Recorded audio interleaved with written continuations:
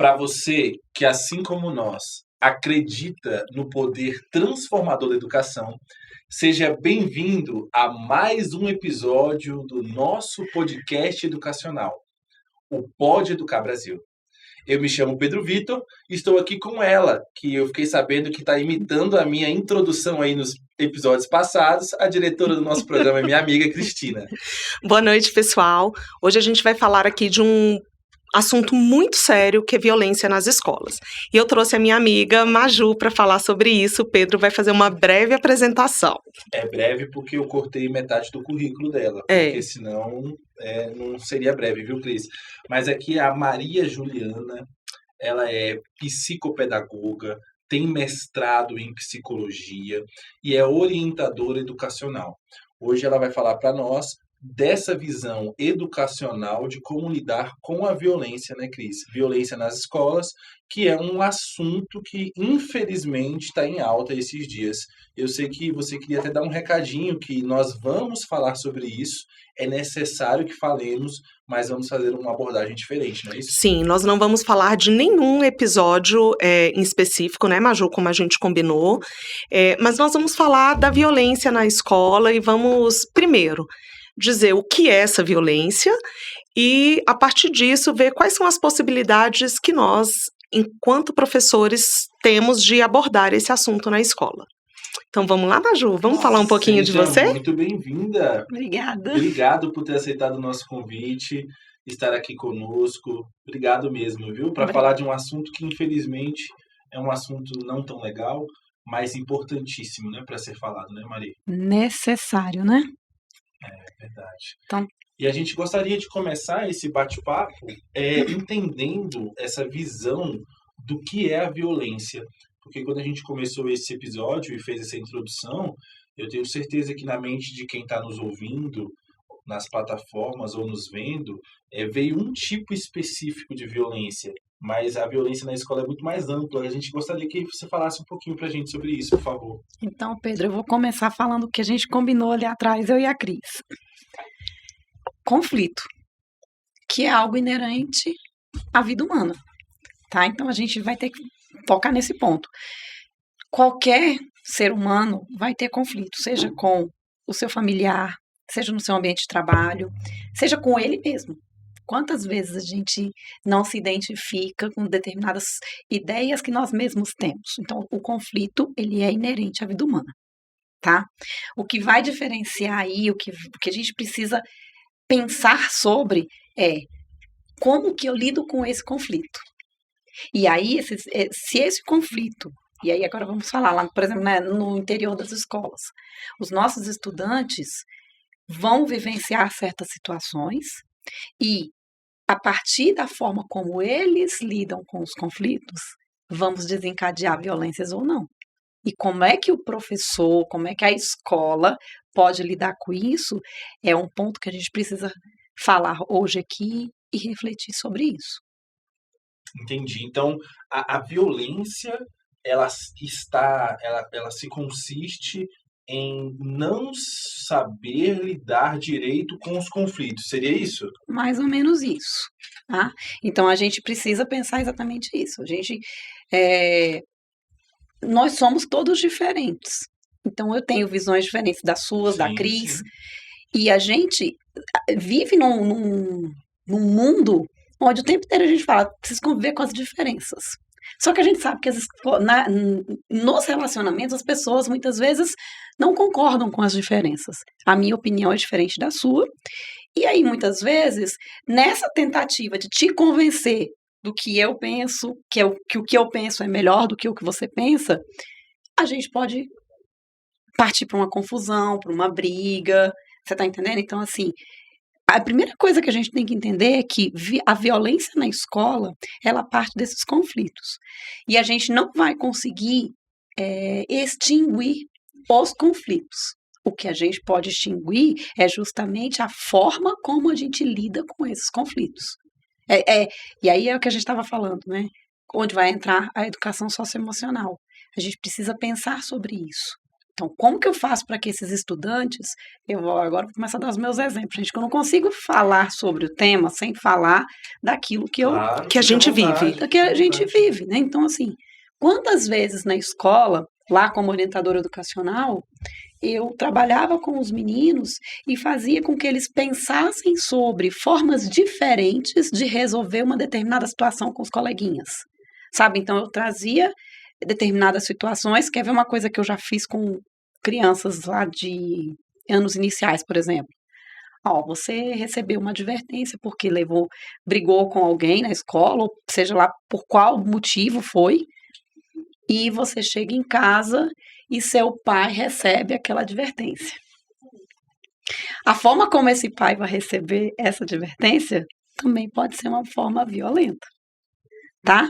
E aí eu sempre falava para eles assim, olha, tá, então digamos que você chegou e entregou aquela advertência para o seu pai. Aliás, a advertência é um tema que eu acho que dá para fazer um podcast inteiro, né? Sim. Por que a gente ainda dá advertência na escola? Para que serve aquele papel? O menino entende o que é aquilo?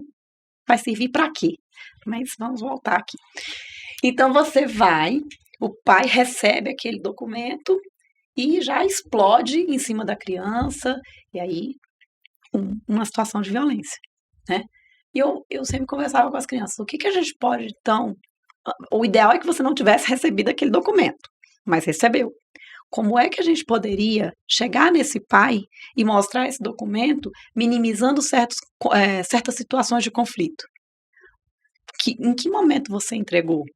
Foi num momento que seu pai estava ali prestando atenção numa outra coisa, fazendo uma conta, sabe, pagando um boleto bancário? Então, em que momento eu vou conversar com esse pai? Eu já chego gritando com o meu pai? Pai, ó, tá aqui. Então, assim, a gente precisa ensinar as nossas crianças, e aí os jovens também, a como chegar nas situações, sabe? Então, aí, por exemplo, na escola, como é que muitas vezes eu trabalhava com eles? Tá, vocês aqui tiveram uma discussão na escola. Como que a gente pode fazer para reverter essa discussão? Né? Então, por exemplo, um pegou e falou lá um palavrão para o outro. O que eu posso... Como é que eu poderia fazer diferente? Aí você põe o menino para pensar o que ele poderia fazer. E é muito legal, Pedro, porque eles sabem. Eles conseguem pensar. E é aquele momento que talvez pensem que muitos desses conflitos podem ser evitados por parar e pensar antes, né? Que esse exercício na vida, né? O que eu estou fazendo por impulso, né, Cris? Perfeito o que você falou, né? Eu acho que mais do que fazer por impulso, aí a Maju falou de duas coisas assim que eu amo falar sobre. A hora que ela fala que artesanato.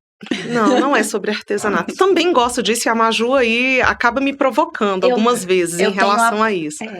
A gente pode falar sobre isso, que você está me ensinando a fazer um monte de coisa diferente. E que você me obriga a fazer um monte de coisas que eu não gosto de fazer também, né?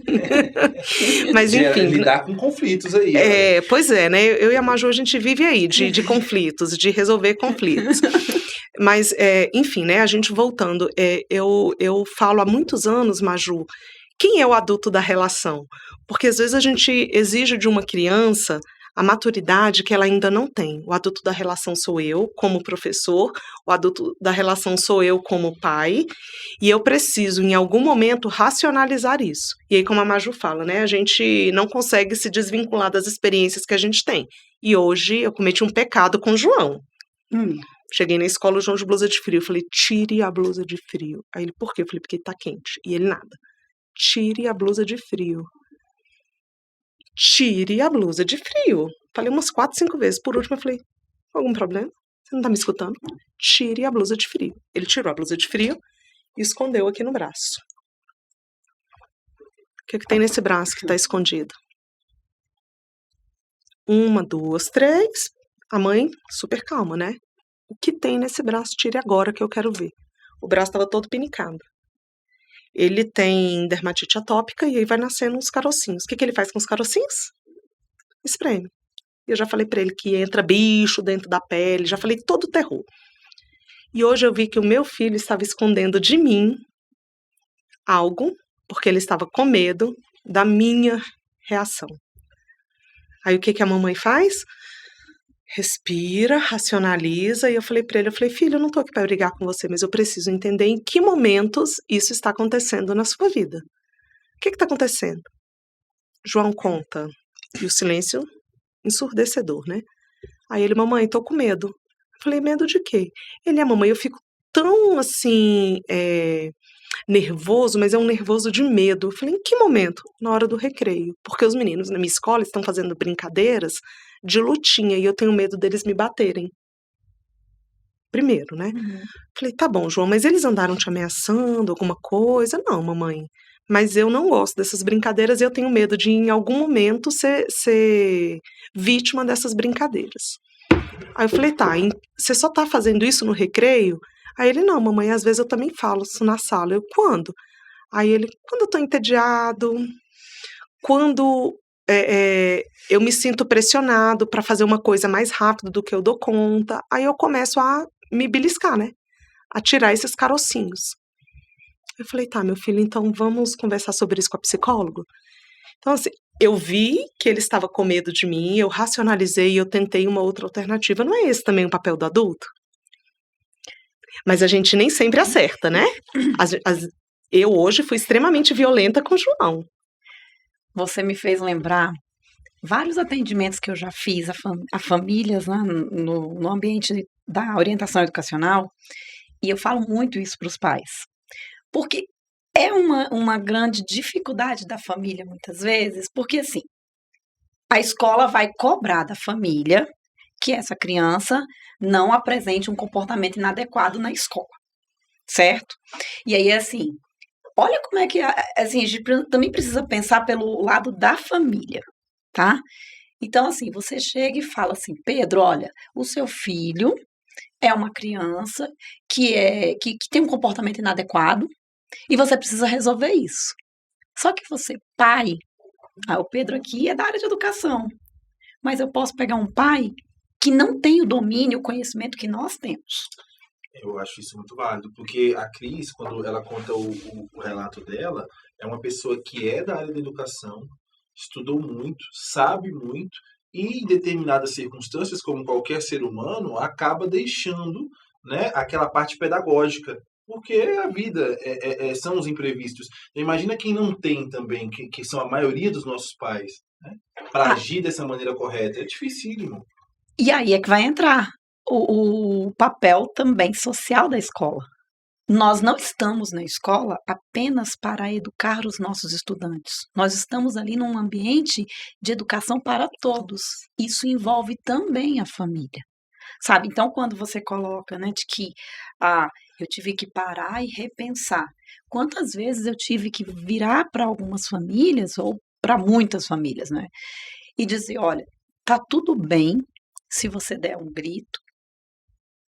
A gente está aqui, eu estou dizendo para você que você não pode mais gritar com seu filho. Só que não é o fato de eu falar para você que você vai parar de gritar com seu filho, que você deve parar de gritar com o seu filho, que você vai conseguir. Que a gente volta naquilo que o Pedro acabou de falar, são os comportamentos impulsivos. Então, assim, como é que eu vou modificar uma programação que está em mim ao longo de uma vida? Porque essa família, esse pai que muitas vezes vai gritar com o filho, foi um filho que ouviu gritos na vida dele. Que só está reproduzindo aquilo que ele viveu, né, Maju? Que só está reproduzindo. Então, quando eu, lá na escola, converso com essa família, aí eu vou voltar naquilo que eu falei, né? Eu falo assim, olha, tá, se você, a partir de agora, sai daqui, da minha sala, com a decisão, porque também é uma decisão, de não brigar mais com o seu filho de uma forma violenta. Mas se em algum momento você brigou de forma violenta com o seu filho, faz o que você fez. Para, respira, fala, eu estou num processo. A gente precisa entender que nós estamos em desenvolvimento. E que isso é eterno. Que isso é eterno. Enquanto nós durarmos. Eu pensava sobre isso hoje de manhã, Cris. Você sabe, né, eu perdi meu pai agora em setembro. E eu pensava justamente sobre isso. Meu pai se desenvolveu até o último minuto de vida que ele teve. Então, o último dia de desenvolvimento que meu pai teve foi dia 22 de setembro de 2022. Sabe? E isso é mágico. A gente está em desenvolvimento a vida inteira. Então, nós, enquanto profissionais, enquanto pais, enquanto estudantes, todos nós estamos em desenvolvimento. E isso precisa ficar muito claro. E quando se fala em violência, aí parece assim, nós estamos num momento onde só se fala disso, né? Quantos episódios que nós temos por aí? Tá. Então, qual que é a ânsia do ser humano? Vamos voltar na palavra da impulsividade? Qual que é o pensamento impulsivo? Vamos acabar com a violência. Aí eu vou voltar lá no início. Não tem como a gente acabar com os conflitos. A gente precisa entender. Os conflitos vão existir. Agora, o que eu preciso aprender? A lidar com eles. A gente não vai conseguir acabar com essas situações. O que a gente vai conseguir é mudar, talvez, a nossa forma de agir nessas situações. Sabe? Isso a gente não pode perder de vista. É verdade. Entendi bem. Agora, como que essa questão, você já citou, que realmente a temática, essas tragédias, esses massacres, como que há essa evolução do ponto de vista psicológico, na falha educacional, na falha de perceber seres humanos afetados ali emocionalmente, assim por diante, para sair de um conflito, de uma violência, não rotulando ou colocando parâmetros na violência, mas não é uma violência de um nível menos absurdo para algo assim grandioso. Aonde que está aí a falha da nossa percepção como sociedade, como escola, como família, para chegar nesse ponto? Deixa eu complementar com uma pergunta. As violências nascem grandes? Não. Aí eu vou voltar, a gente de manhã tinha falado sobre isso. Eu falei, olha, Cris, eu vou querer seguir por algo que é muito simples. Aliás, antes de eu responder a sua pergunta, Pedro, eu vou te fazer uma outra pergunta. Posso? Vontade, claro, aqui nós estamos para isso. Me responde, na sua opinião, quem é a pessoa mais importante da escola? Quem é a pessoa mais importante da escola? Isso não foi programado, tá? Não foi. Na minha opinião, vou ser bem sincero, não é querendo ser demagogo, mas eu acho que as importâncias todas são iguais. Porque a gente pensa na perspectiva do aluno porque estamos o formando, principalmente. Mas, como você disse, estamos todos em formação, é uma miniatura da sociedade, a escola é a primeira miniatura de sociedade, né? Sim. Depois vem o BBB, né? Para quem assiste. Mas a escola é essa primeira miniatura, onde mostra que quem está na função de maior ou menor responsabilidade tem um impacto enorme em tudo, né? Então, assim, ao meu ver, a gente pensa na perspectiva do aluno, por ser a profissão, mas ali o nível de importância e de responsabilidade ele é igual. Tá, então quem é a pessoa mais importante da escola? Eu quero uma pessoa. Uma pessoa? Quem é? Porque tem uma pessoa. A mais importante da escola. Não sei. Aí você me pegou. Quem é, Cris? Você sabe? Eu. A resposta é essa. A resposta a essa pergunta é o eu. E esse eu é que vai desencadear tudo daqui para frente. Pedro, o que eu quero dizer com isso? Se eu cuido de mim, e aí agora eu vou voltar num assunto que eu gosto demais, que é a questão do autocuidado. Autocuidado, autoestima. Todas essas violências, elas vão surgir se existe um eu ferido, se existe um eu mal cuidado. Gente, vocês vão me dar licença para citar aqui Não combinei nada disso com ela, tá? Que fique muito claro. Eu vou pedir licença para vocês para citar um versículo bíblico que eu, sinceramente, quando li e tive essa... que cheguei a... Eu li numa rede social, né? E briguei com o tal do comentário lá do versículo. A pessoa colocou assim: a partir de hoje, eu vou fazer como diz o versículo bíblico. Primeiro Deus, segundo eu, terceiro o outro. Eu falei, gente, tá errado. Por quê? Qual que é o versículo? Amarás a Deus sobre todas as coisas e ao outro como a ti como a ti mesmo. E aí, quando a gente, na minha visão distorcida daquilo, o que eu entendia? Então, eu amo Deus, eu amo o outro. E depois eu amo a mim. A mim. Quando eu li aquilo, eu fui brigar comigo mesma. Falei, gente, eu só amo o outro se eu me amo. Então, quando eu digo que eu sou a pessoa mais importante da escola, e é muito difícil a gente fazer essa reflexão e se colocar no lugar da pessoa mais importante da escola. Sim. Quando eu digo que eu sou a pessoa mais importante da escola, eu vou me respeitar. Eu vou saber dar limites aos outros. Eu vou saber dizer não àquilo que me ofende, àquilo que me machuca, àquilo que me fere. Se eu consigo me amar, eu consigo amar o outro. Se eu consigo me respeitar, eu sou capaz de respeitar o limite do outro. Eu sou capaz de visualizar a situação do seu filho e pensar, poderia ser eu. E aí eu não utilizo aquilo como uma chacota. Porque se eu estivesse no lugar dele, eu não ia gostar. Sabe? Então, assim, a solução, não existe uma solução, mas existe um caminho. Eu penso por esse lado. Inclusive, eu vou até fazer uma brincadeira aqui, assim, eu escuto muito, sabe, Pedro? Quando a gente chega na escola, quando o orientador educacional chega na escola, aí você sempre escuta assim, você é o quê? Orientador educacional. Graças a Deus, que maravilha, que ótimo. Aí eu geralmente falo, a minha varinha de condão tá quebrada. Porque o orientador não vai lá para resolver. A gente precisa tirar da nossa cabeça essa ideia de que, e infelizmente nós temos muitos profissionais, muitos, que acham que quando eu mando para a sala da orientadora, é assim, ó, eu te mando e você me devolve o menino perfeito. Ele entrou e vai passar ali pela transformação e vai sair outro. Entendeu? E a gente muitas vezes escuta pessoas criticando o trabalho do profissional da orientação, do psicólogo, do pedagogo que está lá na equipe, dizendo, a gente manda para lá e ele volta igual.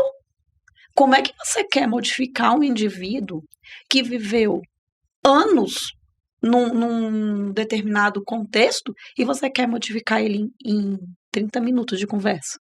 A gente faz terapia anos e não modifica. A gente faz anos, né, para modificar, às vezes, uma forma que você tem de pensar alguma coisa. Exatamente. Então, assim, por exemplo, quando eu te fiz a pergunta, aí eu vou voltar num outro ponto. Quantas vezes a gente se coloca, e isso é uma coisa da sociedade brasileira, né? Pensar em mim é ser egoísta. A gente cresceu com isso. É verdade. Não é? Então, assim, se eu for... Gente, eu já falei isso em terapia. Até porque foi a última pessoa que eu pensei fui eu. Pedro, eu já levei uma bronca da minha filha. Na época ela tinha 7 anos de idade. Porque ela me fez essa pergunta. Que a gente estava falando assim... Ela foi me perguntar quem que era a pessoa que eu mais amava. E aí eu falei, vocês e seu pai. Aí ela... Não, a pergunta era a seguinte. Mãe, quem é a pessoa que você mais ama, né? Eu falei, existem 4 pessoas que eu mais amo, né, que eu mais amo nesse mundo. Ela, mãe, você não sabe fazer conta. Aí eu falei, por que não? Porque são 5. Eu falei, não, minha filha, são 4. É você, né, seus 2 irmãos. Na época eu não tinha Larissa, porque são 4 lá em casa, tá? Então, assim, são 4 filhotes. Então, na época eu só tinha 3.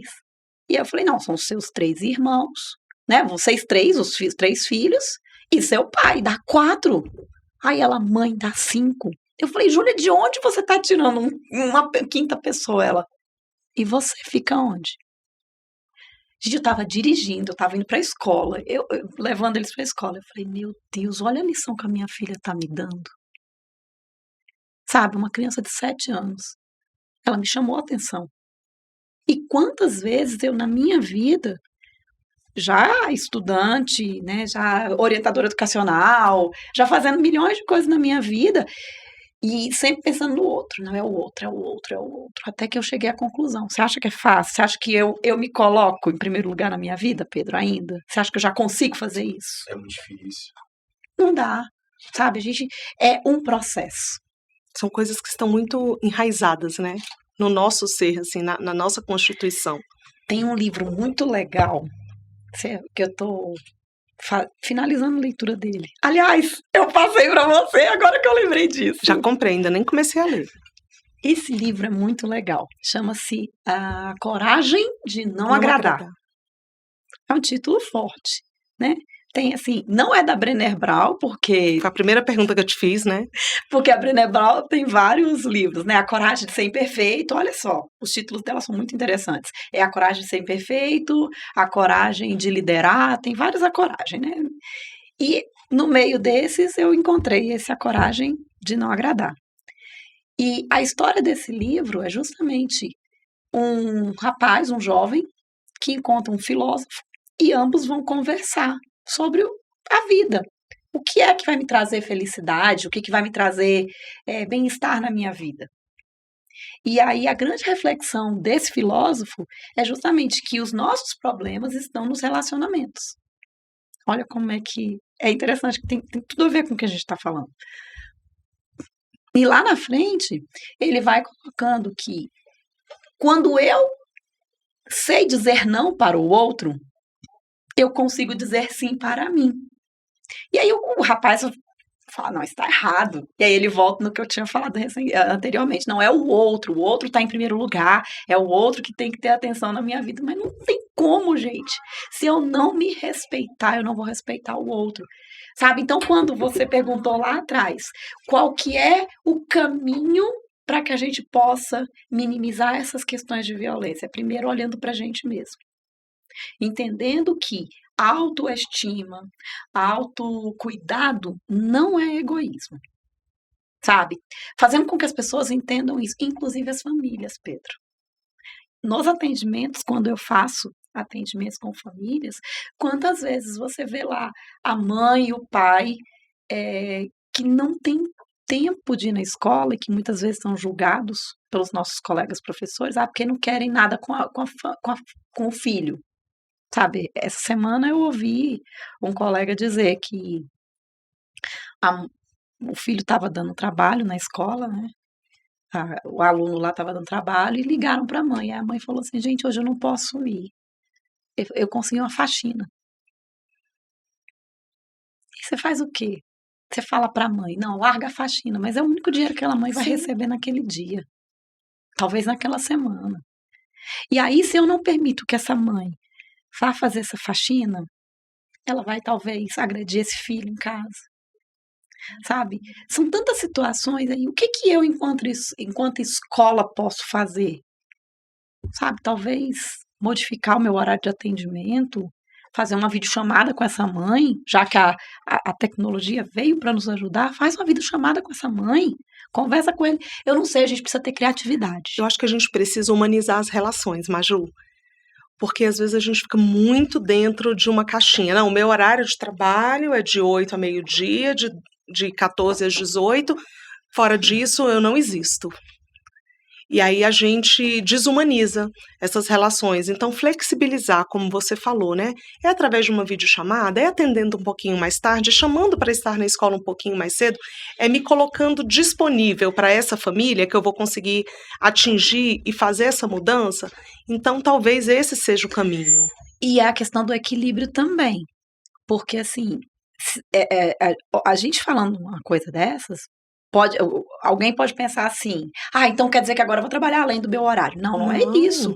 Mas aí eu volto na questão do dizer sim para mim. Ótimo. Então, e eu falo muito isso para os colegas. Eu falo, gente, se você então precisa passar do seu horário, você vai negociar com a sua chefia de amanhã eu vou tirar esse turno aqui. Ninguém está pedindo para você trabalhar além do seu horário, mas é de organização, sabe? A questão da violência, ela tem tantos pontos. Se a gente for abrir aqui, Pedro, a gente vai falar de organização, sabe? Quantas vezes você está na sua casa, a criança, gente, organizar o material no dia anterior para ir para a escola. Isso por si só já faz uma saída para a escola mais ajeitada, mais tranquila. Sabe? Do que aquela loucura de sair antes de sair de casa, sabe? Então, são tantas situações. E aí, como é que a gente vai ajudar? É também entendendo que a educação também passa por por ajudar a família nesse ponto. Eu também estou educando a família. E quantas vezes eu já ouvi na escola, não, aqui o meu trabalho é só dar aula. E o que é só dar aula? Hoje a gente estava naquela reunião, mais cedo, né, com o nosso coordenador regional, e eu estava pensando, ele falando e eu viajando em uma dinâmica boba que eu fazia com os meus estudantes de física, quando eu ia ensinar a propriedade dos gases, que a gente tinha que ensinar, né, o que era... compressibilidade. Mas eu estou tentando explicar de uma forma assim, menos técnica, né? Uhum. Então, que a gente vai explicar a expansão dos gases, por exemplo. Quanto menor a temperatura, mais próximas as moléculas estão. Quando a temperatura começa a aumentar, o que acontece? As moléculas se distanciam. Então, eu fazia eles segurarem as mãos e eu falei, gente, vamos vibrando. A temperatura aumenta, o que a gente tem que fazer? Se afastar. E aí, com essa dinâmica boba de repente segurar a mão, gente, a temperatura diminuiu, todo mundo junto, aumentou, todo mundo afasta. A gente ia discutindo algumas coisas em relação a respeito, a respeitar os limites um do outro, sabe? É você respeitar os seus próprios limites. E isso dava margem para tanto diálogo. Eu estava só dando aula. Né? Então, assim, às vezes a gente tirar um pouco o nosso olhar daquela aula de caixinha. Eu estou ensinando gases e isso não tem nada a ver com a vida do menino. Um exemplo, às vezes, do que você sai ali daquilo que é programado, te abre tantos horizontes, te abre tantos espaços. Você falando disso, da sua experiência com a física, eu sempre, quando eu faço palestras para professores de educação infantil e anos iniciais, principalmente para os da educação infantil, eu falo assim, vocês sabiam que vocês já estão ensinando física para os seus alunos? Aí fica todo mundo me olhando assim, com aquela cara assim, tipo, não. Quando você vai ali e faz a rotina, você faz ali como que está o tempo hoje, eu estou trabalhando com aquelas crianças justamente conceitos muito complexos, que lá na frente serão necessários para a aprendizagem da física, sabe? Então, quando eu ensino para essa criança que o tempo passa, né? Existe uma passagem do tempo, ele chegou na escola, como está o tempo hoje? Aí está ensolarado, não está? Aí tem todo o processo ali, a dinâmica de o início, fazer a rodinha, sabe? Então, assim, são conceitos que vão fazer falta lá na matemática, lá na física, lá na frente. São as abstrações, né? Que mais tarde vão virar as abstrações, sabe? Só que se eu não trabalhar isso aqui no concreto, e aí, assim, a professora de física pode me corrigir se eu estiver errada. Quantas vezes a gente precisa do concreto lá com os meninos maiores? O tempo inteiro.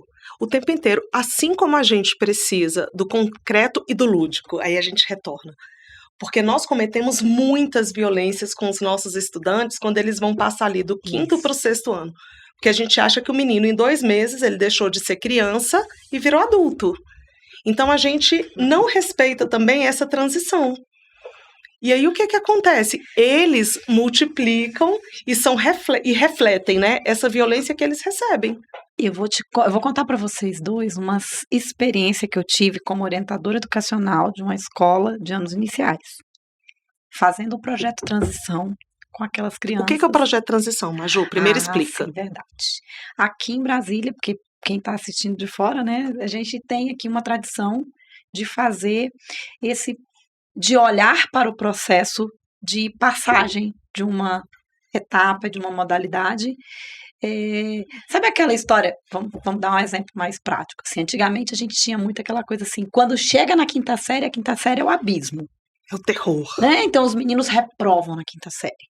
Por que isso acontecia? Porque ninguém observava esse processo de transição. Eles transitam nas etapas, nas modalidades ao longo da educação básica.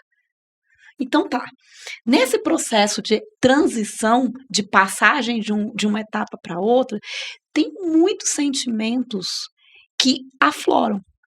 Então, por exemplo, a criancinha lá do primeiro ano, quando está lá na educação infantil, saindo do Jardim 2, né, do Jardim 2, segundo período, porque você vai encontrar diversas nomenclaturas, dependendo da escola, se for pública ou particular. Então, o que acontece? A criança, muitas vezes, escuta do pai: agora você vai ver. Ano que vem você vai estudar. Gente, isso é um terror com a criança. Você tá achando que lá no 6º ano é assim? O professor nem liga para você. É desse jeito que se fala. E aí, o que a gente tenta fazer aqui no Distrito Federal? A gente acompanha esse processo para minimizar esses incômodos que a criança vai vivendo. Que detalhe, não é só da criança. É também do professor, também da família. Tá, então isso tudo está envolvido. E parece que o que a gente está falando aqui não tem nada a ver com violência, tem tudo a ver. Tem tudo a ver. Sabe, porque quando a gente olha para essas pequenas situações, a gente minimiza diversas situações de violência. Que aí é o ponto que eu vou falar. Uma experiência que eu vivi com essa criança, numa turma de 5º ano. Estavam se preparando para o 6º.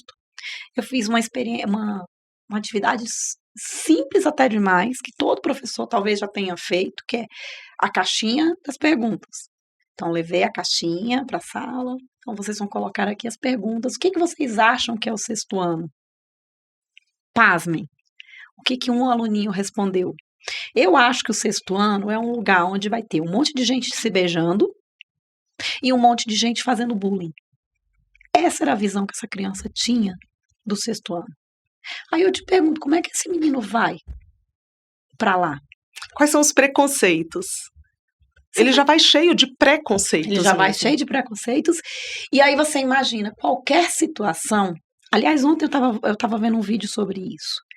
A gente acaba fazendo como é que eu posso dizer? A gente faz uma interpretação de acordo com aquilo que nós temos no nosso interior. No nosso repertório. No nosso repertório. Então, dependendo, Pedro, da forma como você vai responder para mim, eu vou agir com você a depender das relações, as experiências que eu tive lá atrás. Sim. Sabe? Então, assim, se essa criança já vai lá para o 6º ano pensando que vai ter bullying, né, que vai ter um monte de gente namorando, beijando e não sei o quê, eu vou ser atacado nessa escola. Então, ele já vai armado. Ele vai armado para o combate. E aí ele pode ir armado emocionalmente e ele pode ir armado fisicamente. Ele pode sim levar uma arma dentro da mochila dele. Sabe, ele pode levar um canivete que ele viu o pai tendo lá em casa.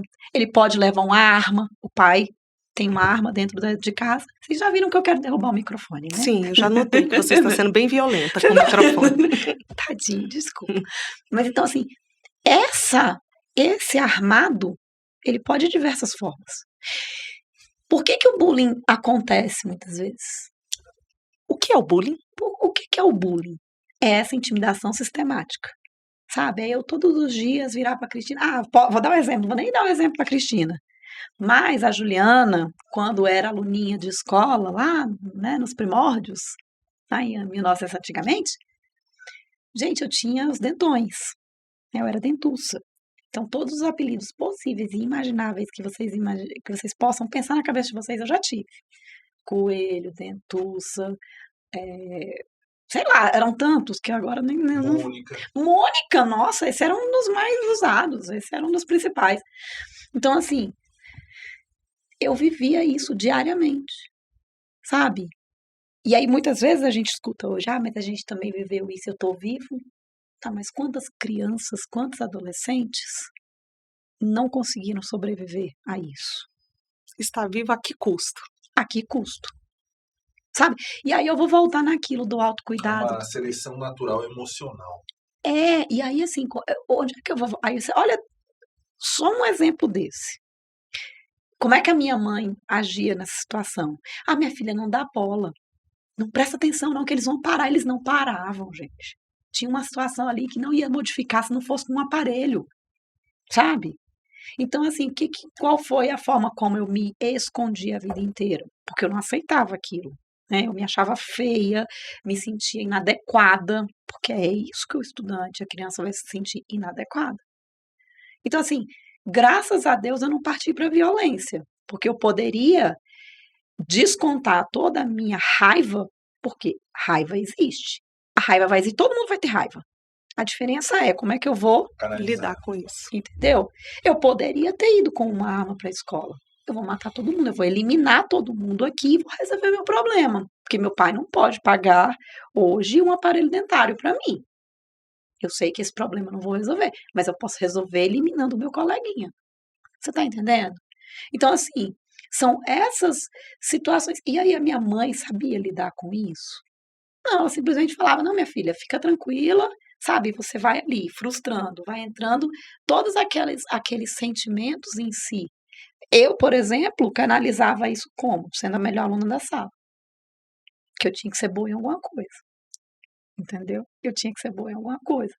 Só que nós vamos ter situações onde a criança não vai conseguir nem isso. Sabe? Tá vendo como a violência ela tá presente? Porque talvez se a minha mãe lá atrás tivesse tido um olhar cuidadoso da escola, porque o professor via o que acontecia. Sabe? Se naquele momento a escola fosse mais aberta, né? Talvez alguém tivesse me ajudado. Talvez alguém tivesse me ajudado e as coisas tivessem sido mais fáceis. Isso acontece ainda hoje? Eu acho, vendo ela falar, e a gente até conversou um pouquinho sobre a importância, ou a falta da importância de conceitos teóricos, mas você falando aqui nos lembra muito da violência simbólica, né? Que é realmente impor ali essa questão cultural, mesmo sem querer, que é forçado isso, né? Ah, sempre foi assim, vai ser assim, eu preciso ser desse jeito, né? As escolas sempre foram desse jeito e a gente se formou e hoje nós somos uma sociedade. Essa violência cultural, né? Que também naturalizada, né? Exatamente, né? Que é um conceito pedagógico, né? É o que você falou, né? Assim, quantas vezes a gente escuta, às vezes, infelizmente, a gente escuta dos colegas, nossos colegas. Mas eu passei a vida inteira sofrendo bullying e esses meninos hoje estão cheios de mimimi. Gente, que bom que a sociedade está evoluindo. Que bom que hoje a gente percebe que não é mimimi. Sabe? Que a gente percebe que fazer piadas racistas tá errado. Mas a gente cresceu com isso. Sabe?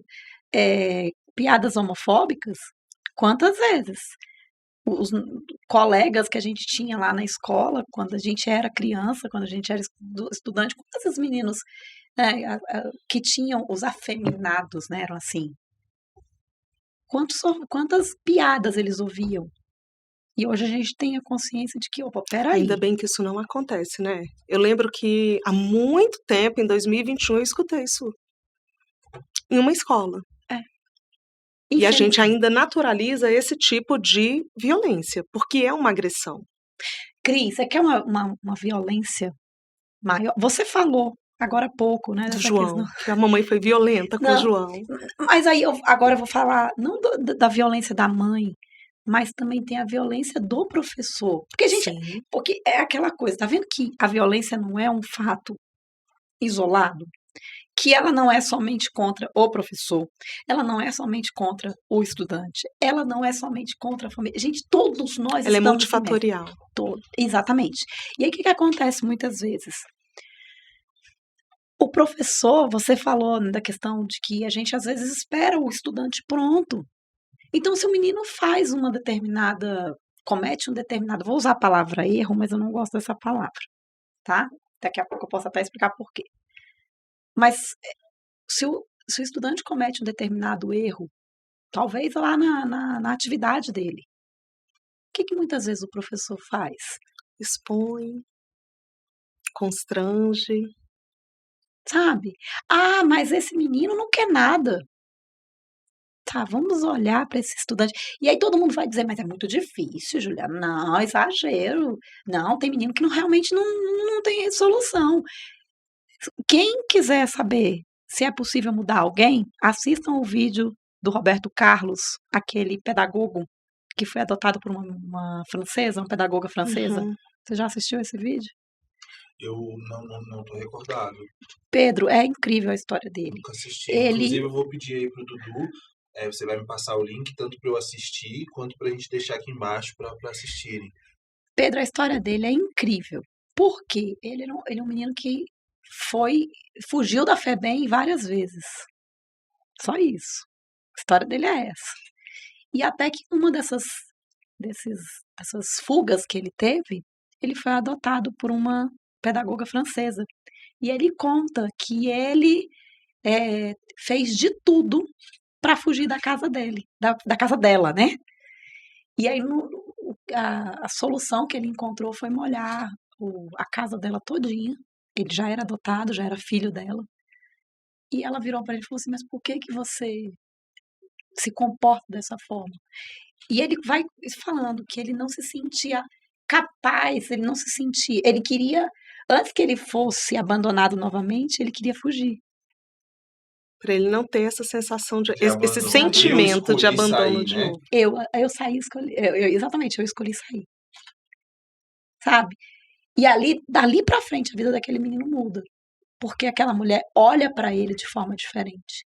Então, assim, como é que a gente pode, enquanto professor, dizer esse menino não tem jeito? Tem jeito, sim.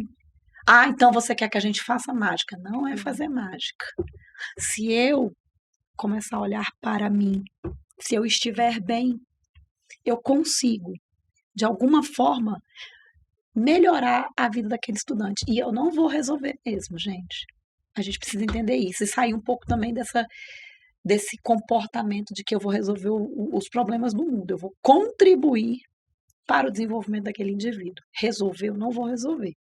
Entende? Mas se eu contribuir, se o Pedro contribuir, se a Cris contribuir, em algum momento esse indivíduo vai mudar de vida. Então, assim, a questão da violência tem muito a ver com isso. Se eu fizer a minha parte, se a Cristina fizer a parte dela, se o Pedro fizer a parte dele, se todos nós fizermos a nossa parte, com certeza a gente vai ter um mundo menos violento. Com certeza. Maju, esse ponto é interessante, a gente ter essa visão que a gente conversou aqui nesse momento, a respeito da raiz, né? Da raiz da violência, do conflito, dessa evolução. Mas aí surge uma pergunta que talvez quem está ouvindo né, esteja se perguntando também. E quando esta violência já chegou a um nível, porque quando nós tratamos de educação, é o assunto mais complexo da humanidade desde sempre, porque ele tem o que precisa ser feito a longo prazo, né, a curto prazo e a médio prazo. Né? Então, a gente conversou aqui sobre o que deve ser feito para que a gente trabalhe a raiz a longo prazo. Mas o que a gente está vendo aí, essas questões, problemas e violências e tragédias, como que a gente lida, se sente seguro, trabalha com isso aqui no curto prazo, nessas expansões. Eu acho que está até muito ligado com a rede social, né, que a gente estava falando, infelizmente, essa cultura de disseminar esse comportamento violento, né, faz com que realmente isso aflore, né, crie coragem, e a gente fica assim, o que a gente faz agora para poder dar tempo da gente poder tomar esse remédio de longo prazo, porque a gente está vivo para isso, né, para contar a história. Então vamos lá. A gente precisa entender que a educação, a voz está acabando. Cristina disse que a minha voz... Nossa, eu já anotei. Olha aqui, Maju, tanto de anotações. E ela tava com medo de falar 5 minutos só e não ter mais episódio. Então, vamos lá. Olha só. A gente precisa entender que a educação está no âmbito da promoção de direitos. Tá? E nós temos um outro aspecto que é a proteção de direitos. Tá? Aí, por que esse livrinho tá aqui bem bonitinho? Esse livro é o Caderno Orientador de Convivência Escolar e Cultura de Paz que a gente tem no DF. Lá no final dele, ele é dividido em 3 partes. Então, a primeira parte vai falar um pouco do que é a cultura de paz, direitos humanos. Depois ele vai dando uma ideia de como você pode construir um plano de convivência escolar. E na terceira parte desse livro, ele vai dar essas instruções práticas do que a gente fazer. Tá? Então, a gente precisa entender o seguinte. Eu estou, enquanto profissional da educação, no âmbito da promoção de direitos. Eu estou lá para ofertar para o meu estudante o direito ao ensino, à aprendizagem. Esse é o meu papel. O meu papel não é lidar com violências no âmbito da proteção. Então, vamos lá, vamos dar alguns exemplos. Situações que vão respingar na escola. Abuso sexual de criança e adolescente. Isso vai chegar na escola. Aí, o que muitas vezes o colega lá intempestivamente fala? Orientadora, psicóloga, você agora vai fazer a escuta dessa criança para ver se de fato, porque parece que ela está sendo abusada. Não, não vou fazer. Parece, ligou o sinal vermelho. Né? Eu não vou fazer a escuta dela. Mas por que não? Porque tem um profissional especializado lá no âmbito da proteção de direitos que vai fazer essa escuta especializada. Inclusive tem uma lei que orienta isso. Então eu, enquanto profissional da educação, o que eu vou fazer? Amparado pelas leis, eu vou encaminhar essa criança, essa denúncia, para os órgãos que podem proteger o direito.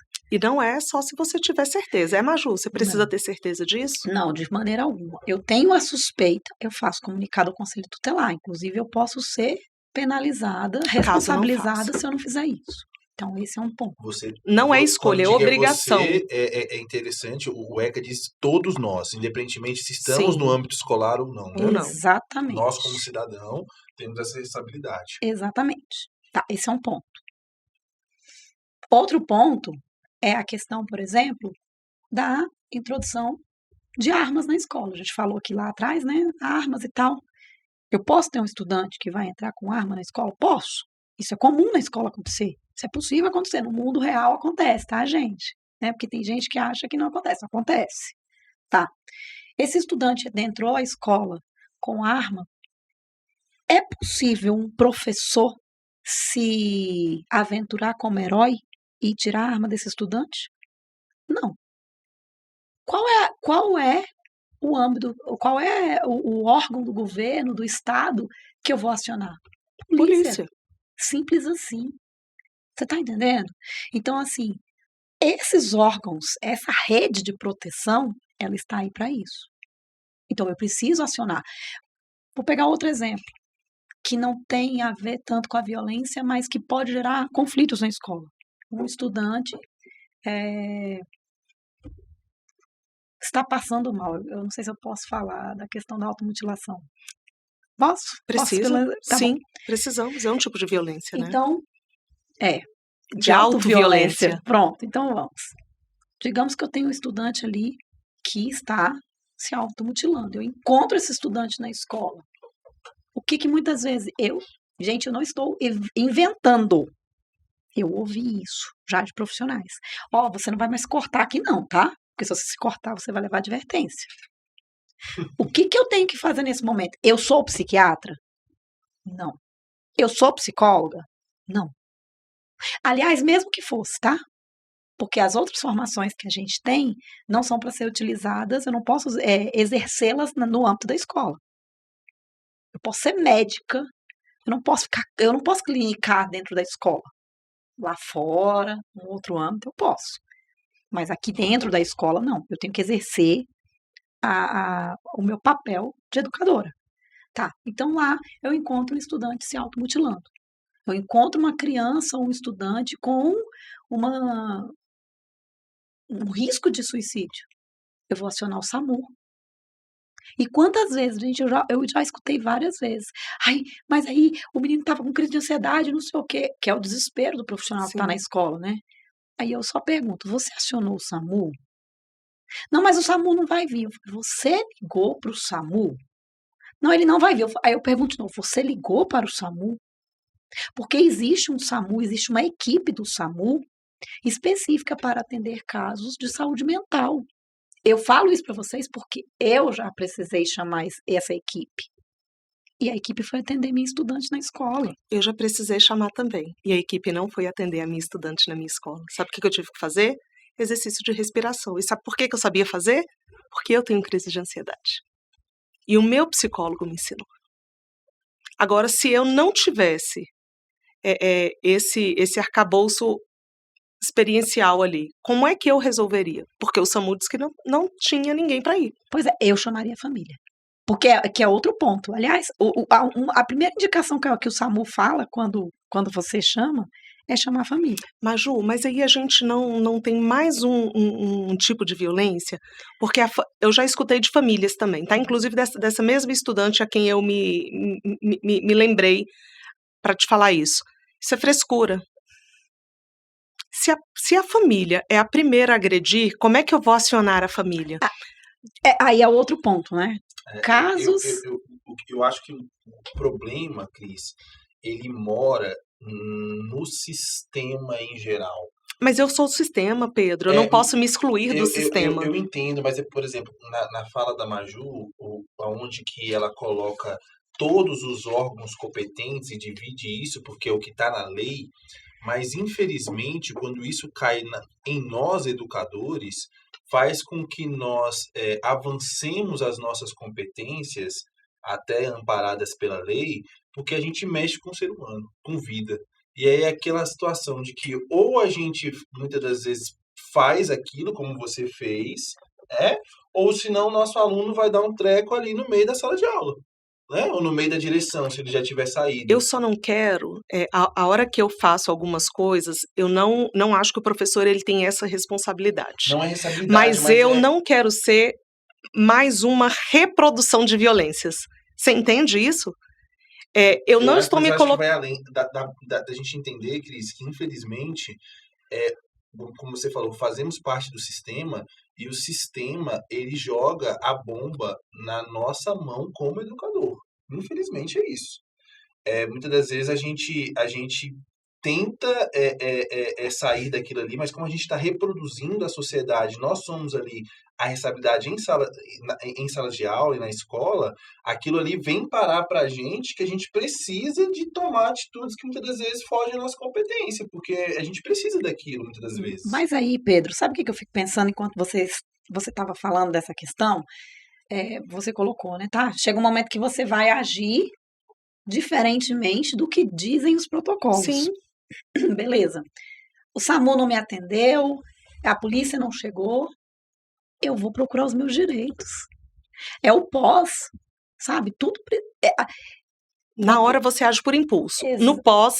Aí você tem que buscar os seus direitos. Porque assim, tá, o que eu tenho que fazer naquele momento? Concordo. Entendeu? Concordo. Beleza. Eu sei que eu preciso, por exemplo, caso de automutilação ou suspeita de suicídio, você precisa fazer o comunicado ao conselho tutelar. E muitas vezes o conselho tutelar, por diversas situações, por grande demanda deles, eles também não vão fazer o papel deles, certo? Então, teve uma situação como essa. Eu acionei SAMU, eu acionei polícia, eu acionei bombeiro, ninguém veio. Eu acabei fazendo algo diferente do que era a minha competência, ótimo. Mas a gente também não pode parar ali. Quantas vezes eu já orientei colegas, porque assim, eu trabalho, não sei se a gente falou sobre isso, mas eu coordeno o grupo de orientadores educacionais aqui em Taguatinga, né? E aí, quantas vezes o colega fala assim, mas o conselho tutelar fez determinada coisa, ou não atendeu determinada situação, eu falei, aí eu viro para ele e falo, faz uma ouvidoria. Não, mas aí, como? Uai, faz uma ouvidoria. O serviço público que deveria ter te atendido não te atendeu. Foi negligente. Entendeu? Aí, qual que é a questão? Mas ninguém vai fazer nada. Você não gera demanda, ninguém vai fazer nada. Sabe? É uma cadeia. Se eu achar que, não, tudo bem, eu vou continuar fazendo isso, eu sou a maior sofredora do mundo, educação não presta mesmo, você vai continuar reclamando, você vai continuar atendendo sozinho o seu estudante, você vai continuar fazendo coisas que não são da sua competência, porque você não tem coragem de abrir uma ouvidoria. Concordo. Acho que aí a gente consegue trabalhar em todos os aspectos de uma maneira completa, é verdade. Entendeu? Mas a gente tem que ter a coragem de fazer isso. E conhecer também. O principal que a gente tem hoje discutido muito nas escolas é que os colegas, muitas vezes, não conhecem aqueles documentos que amparam a sua profissão. Sim.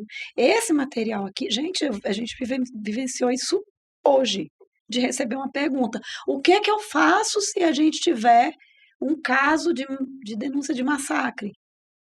A nossa chefe tirou foto do negócio e mandou porque tá lá, não tá no livrinho. E não é um documento que foi lançado ontem, não. Né, Maju? Não foi. Não foi lançado Aliás, ontem. você tem uma versão desse documento, a primeira versão desse documento é de 2009 a 2008, acho que é 2008, se eu não me engano.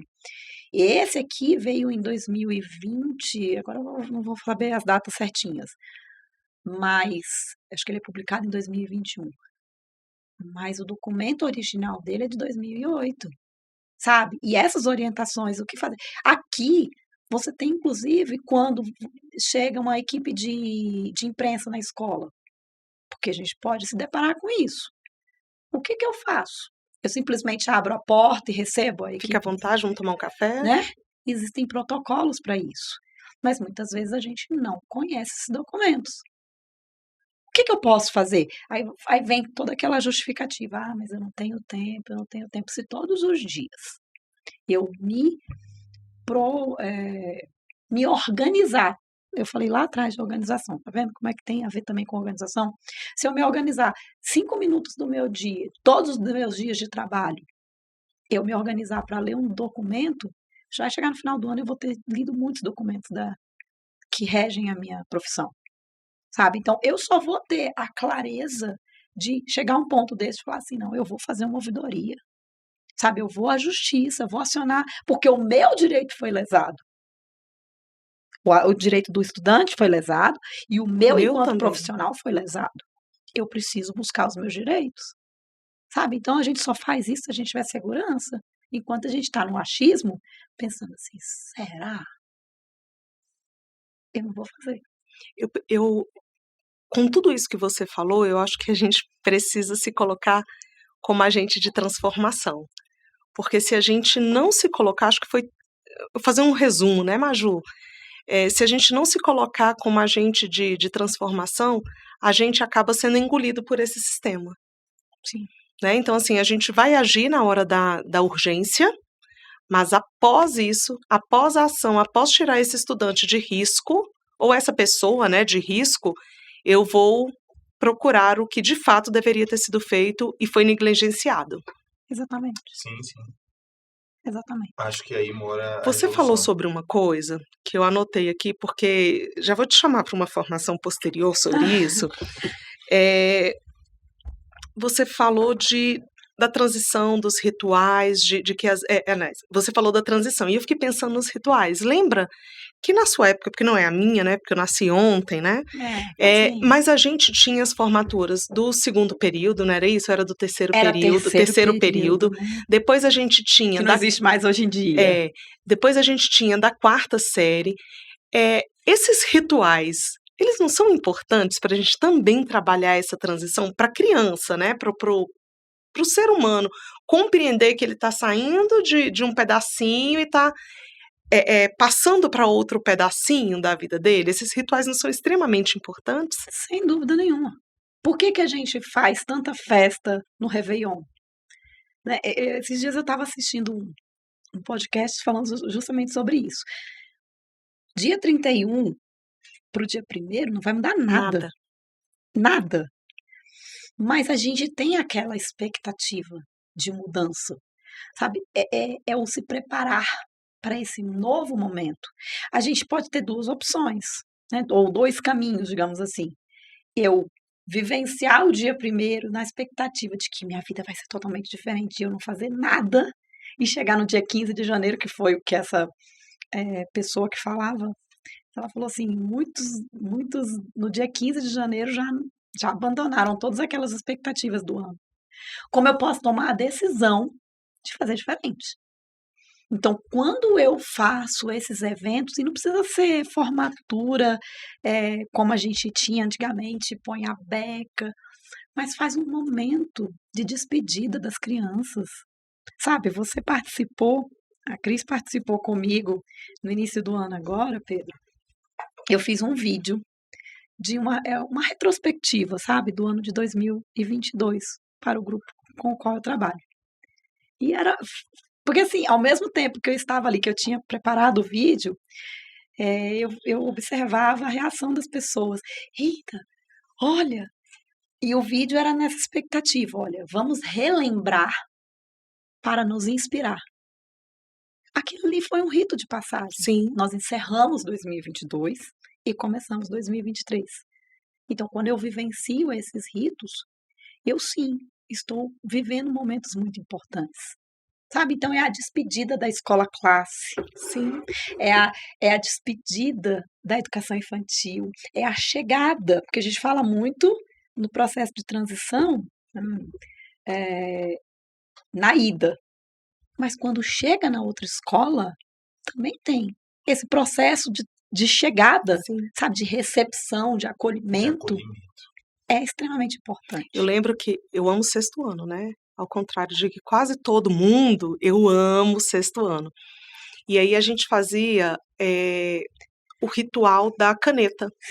No início do ano, ai gente, eu dava vontade de chorar, assim, de tão lindo que eu achava. A gente entregava para o menino, recebia os meninos do 6º ano no pátio da escola, entregava uma caneta.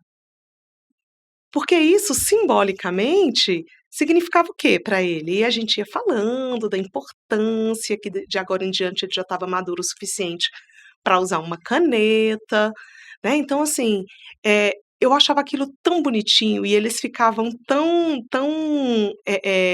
curiosos, inseguros, assim, e você via essa curiosidade e essa insegurança se revezando nele. Isso é muito bacana. E, ao mesmo tempo, ele se sente capaz. Sim. Nossa, agora eu faço parte desse mundo, que é a questão também de se sentir pertencente aos espaços.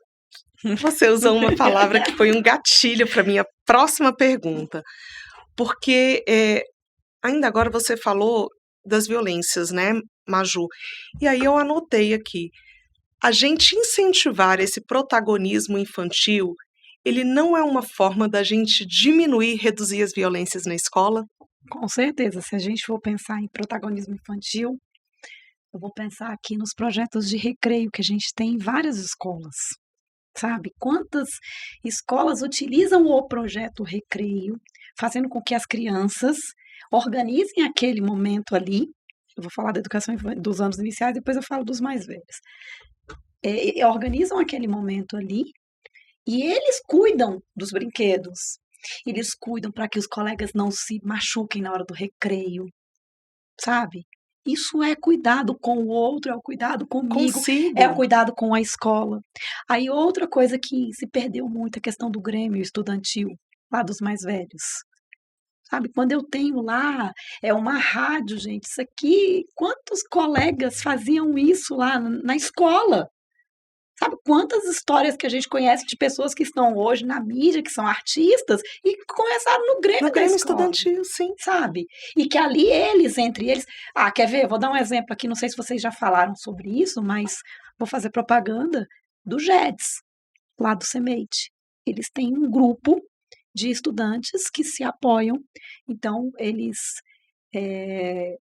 fazem acolhimento aos estudantes novos, eles fazem acolhimento aos professores. Tem meninos que já saíram da escola, 3, 4 anos, que estão na faculdade, que voltam lá para manter o grupo ativo. Então, eles, entre eles mesmos, se cuidam. Sabe, não foi um professor que chegou lá, tem uma mediação, né, do coordenador e tal, mas é um trabalho que os jovens levam à frente. Mas eles se identificaram com a escola. Porque se nós não causarmos essa identificação do estudante com a escola, ele nunca vai ser protagonista. Ele precisa imaginar aquela escola como sendo a segunda casa dele. E eu costumo falar para os meninos assim, você joga lixo na sua casa? Por que você está jogando na escola? Eu não moro num chiqueiro, por que eu vou trabalhar em um?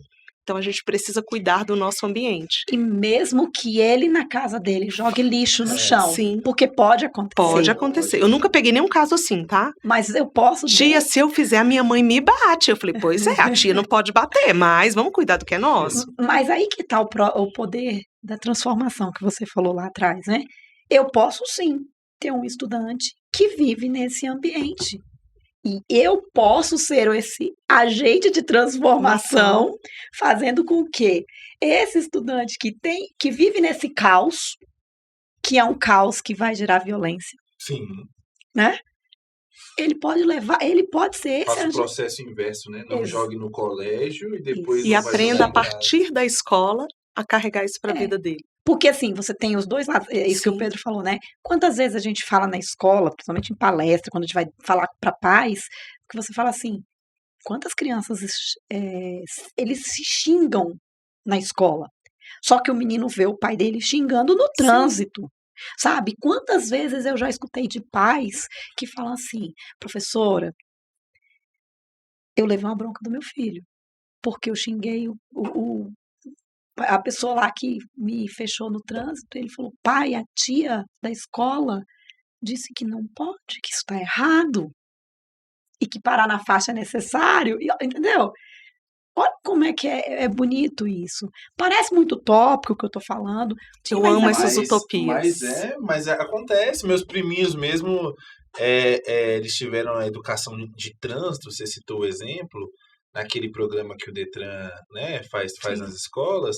E realmente, no bom sentido, assim, os meninos ficam no pé mesmo. É celular, é braço, é isso, é aquilo. Então, assim, um aprendizado que veio... né, de fora para dentro e ainda, entre aspas, um aprendizado adiantado, né, assim, não vão dirigir, não estão na idade, mas já estão com uma conscientização que se a educação continuar mantida, nosso trânsito melhora no futuro de uma maneira. Sim, essa a ideia da educação. Sabe aquela pergunta que você fez para a Maju ainda agora? De falar, e a curto prazo? Gente, a educação, ela nunca é a curto prazo. Nós plantamos sementes. Isso.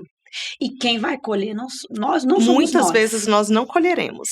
E eu vou falar para vocês, muitas vezes eu preciso fazer essa mediação na escola. Enquanto orientadora educacional, e eu entendo o lado do professor, da angústia dele. Porque a indisciplina está dentro da sala dele. Ele tem ali um programa, um conteúdo, seja lá o que for, para cumprir. Sabe? Ele quer cumprir, o professor está lá para isso. Então, quando ele me pergunta assim, resolve o problema da minha criança, do meu estudante, do menino que está aqui, eu entendo a angústia dele. Só que eu também, enquanto profissional, que eu também sou uma profissional, até vocês me perguntaram, né, antes da gente começar a gravar, o que era o trabalho do orientador. E um dos trabalhos também é o de assessoria ao trabalho do professor. Sim. Sabe? Então, é também... mostrar para esse profissional que muitas vezes, ou na maioria das vezes, eu vou plantar e eu não vou colher. Sabe, essas micro situações que a gente vai vivenciando no dia a dia, talvez quem vai colher vai ser o professor do ensino médio, talvez vai ser o professor da universidade, talvez seja apenas esse indivíduo aos 30 anos de idade. Que talvez eu colhe igual eu colhi na experiência que eu vivo contando da minha estudante, né? Já contei pra você também, né? Não sei se você já me contou. Acho que eu fui operar e que a minha aluna de não sei quantos anos era enfermeira. Essa história eu não sabia, é porque eu já contei pro Pedro umas 50 vezes, né, Pedro? Eu trabalhei... Mas é um motivo de muita alegria, realmente. Eu amo, eu não gosto de contar, porque toda vez eu choro. Não gosto não, gente, eu amo. Gabi, um beijo. Mas eu amo contar. Eu trabalhei numa escola que fica ali na entrada do Sol Nascente há alguns anos. E aí dei aula para os meninos, saí de lá já tem muito tempo. E em 2021 eu fui fazer uma cirurgia. Terminei a anestesia, passou, já estava no quarto. Falei pra minha mãe, eu preciso de um banho. Minha mãe não deu conta. Aí fui chamar a enfermeira. Quando a enfermeira entrou no quarto, quem era? A aluna minha. Chorava eu, a minha mãe e a menina. Porque eu falei, gente, como a gente planta? Às vezes E eu sempre falei para os meninos assim, eu preciso educar... você é muito chato. Eu falei, sou mesmo. Eu preciso educar vocês, porque vocês que vão cuidar de mim quando eu estiver velha. E aí algumas colegas riam de mim e falavam, mas que ridículo, que bobeira você ficar falando isso. Eu falei, não, gente, eu falo porque eu acredito. E aí a hora que a Gabi entra para me ajudar a tomar banho, eu falo, gente, é verdade aquilo que eu falei. Tá se transformando, eu tô colhendo, né? Eu tô ficando tão velha que eu tô colhendo aquilo que eu plantei. Então, a gente colhe, talvez não no ambiente da escola. Sim. Mas em algum momento nas nossas vidas, a gente vai colher frutos daquela sementinha que a gente plantou. E é engraçado como eu fiz um resumo do resumo, tá, Maju? Porque toda vez eu choro. Mas é engraçado como a gente...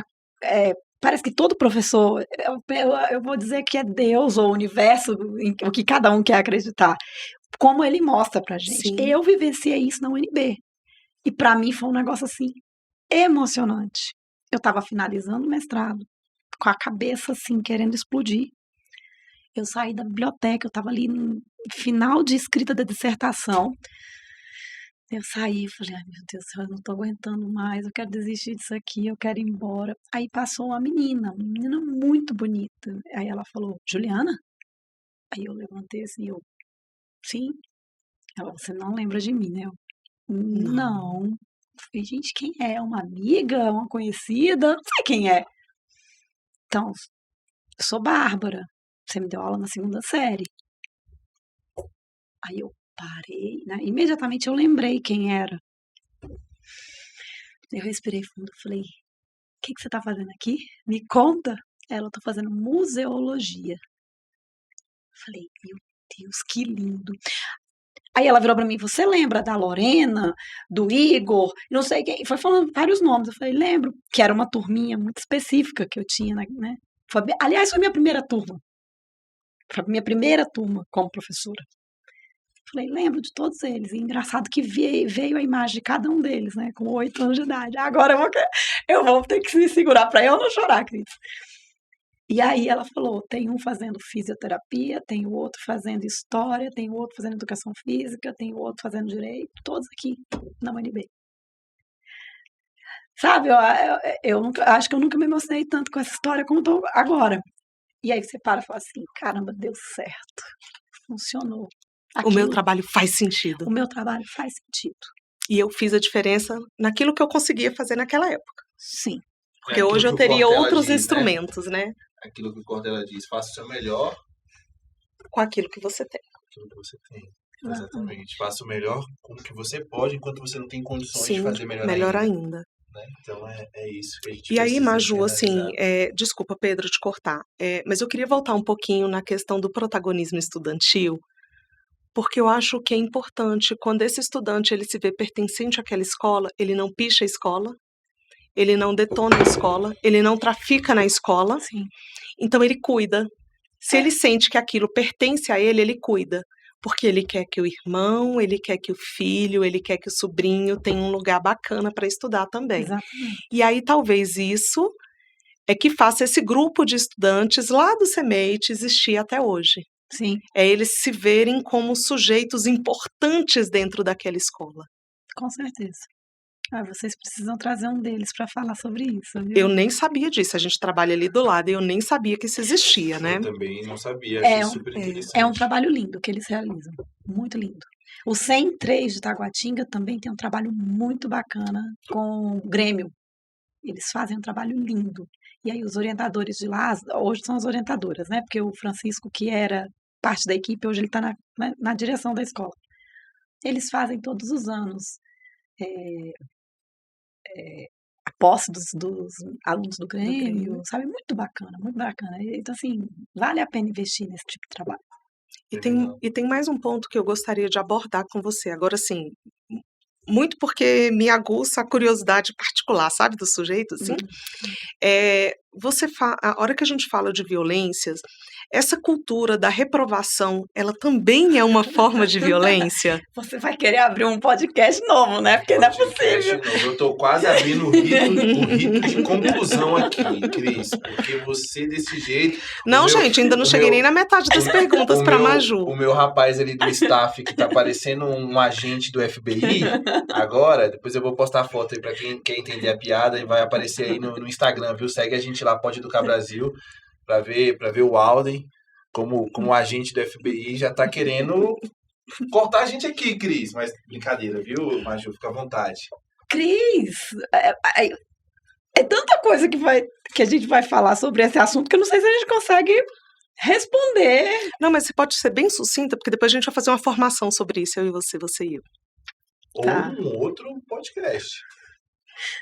Não, Maju, mas é porque de verdade me veio essa curiosidade, sabe? A hora que você estava falando, eu anotei.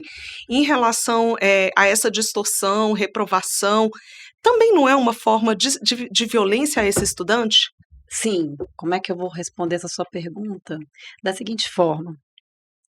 É direito do estudante a aprendizagem, tá? Quando um professor, e aí você que é da área Pedro, você também é da área matemático. De exatas? Então pronto, vocês que são da área de exatas, com certeza já ouviram, ou espero que não, mas se fizeram, não tem problema, porque a gente evolui, a gente desenvolve. Não faz só coisa feia, não. Ainda bem que a gente muda. Mas quantas vezes a gente vê alguns professores, e aí a gente vai falar, infelizmente, mais da área de exatas, mas acontece também nas humanas, que vira e fala assim, 75% da turma ficou comigo. E ele apresenta aquilo como uma vitória, sabe? E aí, quando eu escuto isso e quando eu me deparo com situações como essa, eu sempre faço a comparação com o médico. Vamos combinar, vamos ouvir assim, né? O médico chega lá no plantão e aí ele diz, morreram 75% dos meus pacientes. Esse eu vou guardar, eu vou repetir, tá? Vou reproduzir. Eu sou o cara, não sou? Você vai confiar nesse médico? É o atestado da incompetência. Sim. Né? E você tem orgulho disso? Você tá ali, né? Aí, assim, eu já ouvi de colegas que falaram assim, olha, colegas, né, das áreas específicas, não ficou talvez um aluno comigo e eu fui ridicularizado pelos outros. Tá, mas ao longo do ano eu fiz um trabalho que eu recuperei a aprendizagem dos meus estudantes. Mas o professor, quem é de CEF, ensino médio aí, pode... Vamos explicar o que é CEF? Sim, são centros de ensino fundamental, que são os anos finais do ensino fundamental. Sexto ao nono ano. Sexto ao nono ano. Então, assim, eu tenho certeza que eu não vou mentir sozinha aqui. Se alguém puder colocar nos comentários, colegas que já se sentiram hostilizados pelos outros. Por que não chegar ao final do ano com aquele volume de alunos de recuperação, sabe? E aí, é bonito a gente reprovar o estudante. Não, gente, bonito é o estudante aprender. Isso é que é bonito, sabe? Eu sou a especialista, eu falo isso muito nas escolas. Eu sou a especialista na minha área. Você é especialista em física, você é o especialista em matemática. Eu sei o que fazer com aquilo. E eu vou em busca, se tem alguma coisa que não está funcionando ali, eu vou em busca desses outros órgãos, desses outros profissionais que estão ao meu redor, para me ajudar. Mas quem é competente ali sou eu. Sou eu que tenho uma graduação naquela área e que, se eu fui contratada para estar ali, eu sei o que fazer. E aqui no DF, no mínimo, uma graduação. No mínimo. Sabe, então, quando você pergunta, é uma violência? É uma violência. Não tem para onde correr. A gente precisa muito discutir, a gente precisa muito falar sobre o tema. É um tema controverso, com certeza. Sim. Muitas vezes a gente que acredita no tema, muitas vezes a gente se pega. Será mesmo que se a gente não ofertar reprovação, será que não vai dar um jeito ali no aluno? Quantas vezes eu me pego, muitas vezes, me questionando, aliás, porque a gente tem que se questionar mesmo. Sim. Né? Mas gente. Maju, eu aprendi com o tempo, eu falo porque no meu primeiro ano de sala de aula na rede pública, eu fiquei com muitos estudantes em recuperação comigo em física. Hoje, talvez, eu repensasse tudo isso. Porque eu tinha, sim, desde aquela época, a preocupação de fazer com que eles aprendessem, mas eu ainda achava que existia algo intrínseco a eles para que eles quisessem aprender. Eu, embora oferecesse oportunidades diversas, né, para que eles aprendessem, eu achava que eles não aprendiam por culpa deles. E trabalhar esse tempo todo, né, pouquinho tempo, né, com educação, mostra pra gente que a gente precisa mudar o olhar, que a gente às vezes precisa olhar para si próprio e ver que essa quantidade de estudantes reprovados ou em recuperação, ela não reflete só a aprendizagem do estudante, ela reflete o meu trabalho. E quando eu aprendi isso, como mudou? Eu saí da professora, que tinha talvez 75% de alunos em recuperação, para a professora que estava disposta a promover aprendizagens, garantir o direito às aprendizagens e recuperar esses alunos ao longo do processo. Eu, conversando com um colega Ele veio me trazer ali, eu era orientadora naquele momento, e ele me trouxe uma lista de estudantes que estavam reprovados. Aí ele virou para mim e falou assim: tá vendo isso aqui? É a culpa do Piaget. Quem é Piaget? Eu falei, mas peraí. Piaget estava dando aula na sua sala? Porque, primeiro que ele já morreu já faz um tempinho, né? Mas por que a culpa é dele? Porque o Piaget mandou deixar o aluno sozinho. Eu falei para ele, me prova onde é que ele mandou você deixar sozinho. Porque o que ele disse é que você deve mediar o conhecimento. Provocar. Isso aqui que a gente foi fazendo uns com os outros é muito de Piaget, sabe? Eu jogo a pergunta pro outro e te coloco numa situação de desconfiança. Peraí, será? E aí, quando você coloca o outro nesse momento, mas será mesmo? Eu promovo desenvolvimento nesse indivíduo, sabe?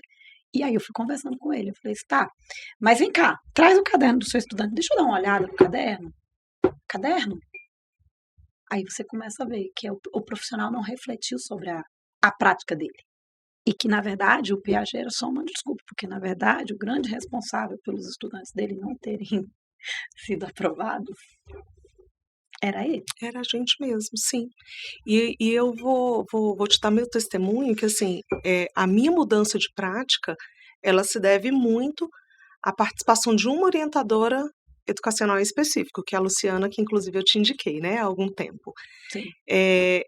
Ela mudou completamente a visão que eu tinha, porque ela ia me provocando, ela ia fazendo essas provocações de forma bem intencional. Então ela me orientou, ela não orientava só os estudantes, ela me orientou para que a minha prática fosse diferente, para que a minha cabeça tivesse um outro olhar sobre aquele estudante. A gente só se desenvolve quando a gente se encontra num momento ali que você não sabe dar resposta. Quando te fazem uma pergunta e você não sabe a resposta, você para, você pensa e ali você cria novos conhecimentos. Você vai em busca. É para isso que serve o Piaget. Foi para isso. A ideia de catástrofe, né? E aí, eu vou falar o que eu falei mais cedo. É para isso que servem as matérias inúteis da faculdade. Aí o pessoal que está assistindo vai falar assim, como assim matérias inúteis, né? É porque a professora igual a mim, né, de física, fazia o quê? Combinava com os coleguinhas para assinar a lista de frequência, porque as matérias inúteis eram, assim, muito desagradáveis. Eu queria saber de fazer cálculos, né, de páginas e páginas e páginas de cálculo. Mas não queria saber de Piaget, Vygotsky, Vallon e por aí vai. Para que servia? Serve para isso. Para que nesses momentos de violência ou de conflitos na escola, eu possa utilizar aqueles conhecimentos que eu adquiri ou que eu fui construindo ao longo da minha carreira, desde a minha faculdade. É para isso. Eu falava, no final do mestrado, a gente é obrigado a dar uma disciplina, né? Então, eu trabalhei com os meninos da graduação de física, matemática, tinham meninos da antropologia, eles faziam justamente essa disciplina de psicologia do desenvolvimento e aprendizagem. E eu falava muito para eles, eu falava assim, parece que não é importante, porque eu não estou ensinando cálculo para vocês. Cálculo 1, cálculo 2, que é quando eles reprovam muito. Sim. Tá. Mas eu vou dizer uma coisa para vocês. Quando você estiver lá na sala com um estudante de 14, 15 anos, ou até os menorzinhos de 12, 13, e começarem a te provocar, a te afrontar, você vai entender que isso faz parte do estágio de desenvolvimento no qual ele se encontra. E ali você vai, se você não sabe como agir com aquele estudante, ou você vai pesquisar sobre, ou você vai buscar conhecimento sobre, você vai buscar alguém que te oriente a respeito, porque na sala de aula, aí é o que o Karnal fala muito, espera-se que numa sala de aula a gente tenha pelo menos um adulto, e espera-se que esse adulto seja professor. Porque quando a gente entra no embate com o estudante, e a gente infelizmente ainda vê isso, né? Você vai ver situações, aí o professor muitas vezes vai dizer, não, é o menino que fica me afrontando porque ele quer me afrontar. Não, gente, faz parte do desenvolvimento dele, é o estágio de desenvolvimento que ele encontra. Eu que sou o adulto. Aí eu volto na fala. Eu sou especialista. Eu tenho conhecimento, eu estudei para estar aqui. E se eu estudei para estar aqui, eu sei que nesse momento ele está assim. E o que eu faço? Deixa eu pensar um pouco. Talvez hoje, na aula de hoje, eu não saiba resolver. Mas talvez na aula de amanhã eu já venha mais preparado. Porque eu sei que eu preciso estudar. Porque eu, enquanto professora, preciso continuar estudando a vida inteira. Sim, a gente não para de estudar nunca. Não para de aprender nunca. E não foi sobre isso que a gente estava falando logo no início? Exatamente. Então, assim, acho que, não sei se eu posso já resumir minha fala, mas eu penso que, para quem talvez começou a assistir, Pedro, com a ideia de que a gente ia falar técnicas, né, como que se dá a violência e tal, falar de violência também pode ser um tema leve. Eu acho que, assim, foi um papo muito gostoso entre a gente muito aqui, leve. né? Porque a gente precisa ter esse outro olhar para a violência. Ela só vai acabar quando a gente começar a encarar de frente, tomar a decisão. Eu sempre falo em decisão, gente. Eu decido se eu vou me comportar de uma forma ou de outra. Nos siga no Instagram. Se quiser encontrar a nossa querida Maju, conte para as pessoas aí onde elas podem te achar, ver mais dicas. Você usa rede social? Como é que é? Conta aí. Tem o Instagram, não vou lembrar o nome, gente. Mas a gente vai colocar aqui. Isso, pronto. Que eu nunca lembro desses nomes. Posso falar da rede social da orientação educacional? Claro, acho que deve. Então, tem a minha rede social, né? Eu utilizo o Instagram, mas tem o canal da orientação educacional de Taguatinga e tem o Instagram da orientação educacional de Taguatinga, que a gente sempre posta lá as atividades que a gente realiza. No canal da orientação, a gente tem, inclusive, um vídeo que fala do GEDS, tá? De 2020. Então, lá a gente tem alguns representantes do GEDS. Vale a pena, quem ficou curioso, conhecer os meninos que participam do projeto. Então lá tem muito material legal. Maravilha, a Cris vai passar aí pra gente, a gente vai colocar aí no visor para que a gente possa acompanhar. Eu tô procurando, mas a pessoa é péssima, né? Com o Isso, celular. Depois a gente coloca aí. E para você que sempre está nos acompanhando, muito obrigado por estar aqui, seja no YouTube ou no Spotify ou na plataforma de áudio que você está nos escutando. Porque, assim como nós, preza a educação e quer lutar aí com esses conflitos, com essa violência, para que realmente as escolas não sejam ambientes de dor, né? E quando eu falo dor, não física, mas de dor, assim, realmente como estamos esses dias, né? Que ela seja realmente um lugar acolhedor. Sim, precisamos. Isso. E nos acompanhe, na próxima semana nós teremos mais um episódio, porque você que acredita na educação, acredita como nós que ela pode transformar vidas. E é por isso que nós esperamos você na próxima semana. Tchau, tchau. Tchau.